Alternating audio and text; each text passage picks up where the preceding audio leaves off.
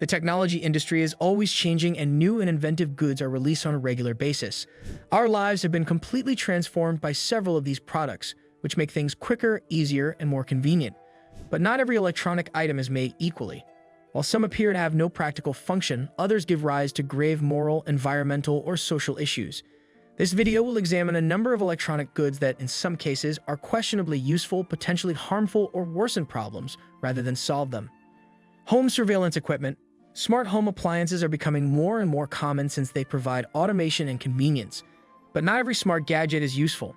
There are serious privacy risks with surveillance technologies like smart doorbells, smart cameras, and even smart speakers. These gadgets frequently gather enormous volumes of data, including audio and video recordings, which businesses may access and, occasionally, that bad actors can hack. The fact that many customers are ignorant of how much their private lives are being watched just makes the issue worse. Without the user's awareness or approval, the data these devices capture may be sold to unaffiliated third parties, used for targeted advertising, or even shared with police authorities. Despite the fact that these items are sold as increasing security, they frequently provide consumers a false sense of security while also putting them at risk. Diapers with internet access. Internet-connected diapers stand out as a particularly superfluous creation in the continually expanding industry for smart baby items. These diapers have sensors built in to tell parents when it's time to change their child's diaper and provide them with up-to-date information on their baby's health. The idea of internet-connected diapers is essentially incorrect, despite the fact that it could appear like a practical answer for working parents. First of all, changing a diaper is already a simple job, and parents usually have no problem figuring out when it's necessary. Secondly, adding technology to a process as basic as changing a diaper adds needless expense and complexity. Last but not least, the notion of monitoring a baby's physiological processes via a digital gadget prompts worries about data privacy and the possible exploitation of such private information. Apps for social credit. Some companies have experimented with apps that track and evaluate users' behavior, social interactions, and financial habits, partly inspired by China's contentious social credit system. These apps give each user a score based on a number of variables, including their purchasing habits, internet activity, and even the actions of their friends and relatives. The purpose of this is to reward or punish good behavior according to the user's score. For a number of reasons, the idea of social credit apps is extremely problematic. It does this by first introducing a digital surveillance method that is easily exploited and can result in social exclusion or prejudice. Secondly, it encourages a culture of continuous observation and criticism, where individuals are motivated to adopt particular behaviors in order to avert unfavorable outcomes. Last but not least, it presents serious ethical questions regarding who is in charge of these scores, how they are calculated, and what happens when the system inevitably makes errors. AI-rated hiring resources. Companies are now utilizing AI-powered technologies to scan resumes, conduct interviews, and even evaluate individuals' personalities as part of the hiring process. Although these instruments are frequently promoted as a means of diminishing partiality and enhancing efficacy, they may have the converse impact. Hiring tools with AI capabilities are only as good as the data used to train them. In case biases are present in the training data, the AI will reproduce and intensify those biases in its judgments. This may lead to discriminatory employment practices wherein particular groups of individuals have systematic disadvantages. Concerns regarding accountability and fairness are also raised by the fact that candidates find it difficult to comprehend the reasons behind their rejection due to the opaque decision-making process of these technologies. Wearables that detect emotions. Wearable technology with emotion detection is intended to track and evaluate an individual's emotional state in real time. These devices often track physiological signs such as skin temperature, heart rate, and facial expressions, using sensors to identify the wearer's emotional states, such as happiness, sadness, tension, or anger. These goods highlight a number of important challenges, despite being sold as instruments for increasing communication or promoting mental health. First of all, there is serious doubt about the accuracy of technologies used to identify emotions. Because human emotions are so complicated, it is difficult to reduce them to a collection of physiological indicators. Erroneous evaluations resulting from misreading these signals may do more harm than benefit. Furthermore, the idea of continuously tracking emotions can be intrusive and might make people more stressed or anxious because they would worry too much about their emotional data. Concerns about privacy are also raised by the fact that these wearables frequently store the data they collect on cloud servers. Private data regarding an individual's emotional condition may be misused for financial benefit or obtained by unapproved others.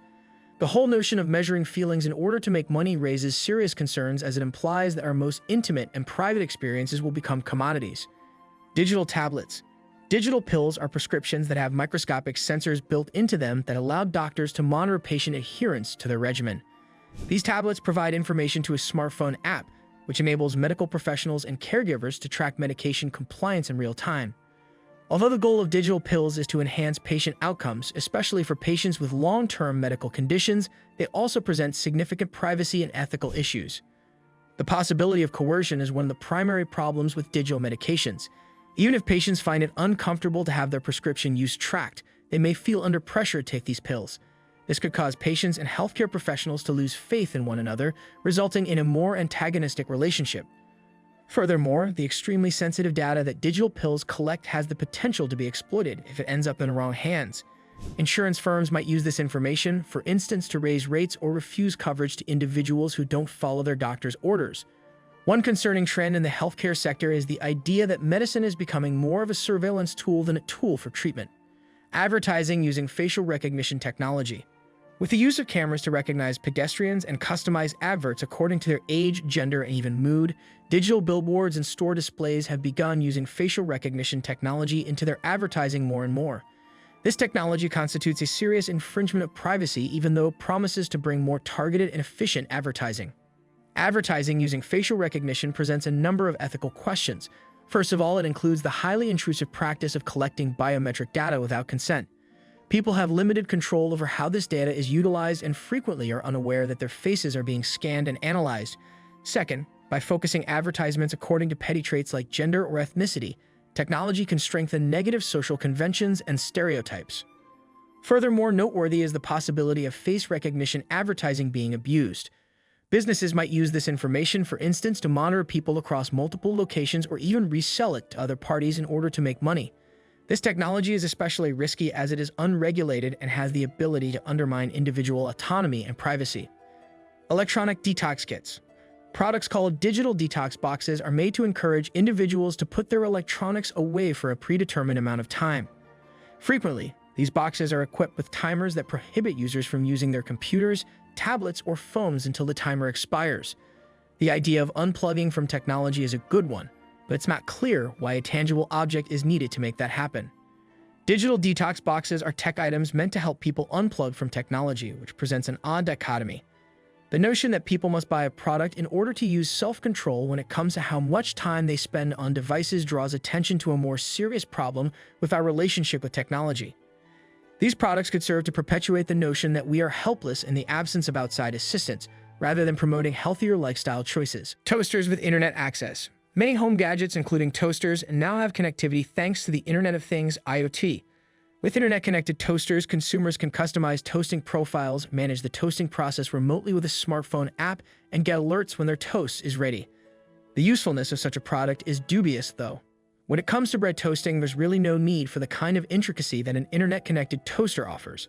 The benefits of connectivity are few, and there may be negative effects as well, like a higher risk of hacking and needless data collecting. In addition, the notion that making toast requires an app emphasizes a tendency toward overcomplication of daily actions with technology. If you enjoyed this video, don't forget to like, comment, and share it with your friends. And make sure to subscribe to our channel for more amazing content. Hit the bell icon to stay updated with our latest videos. See you next time.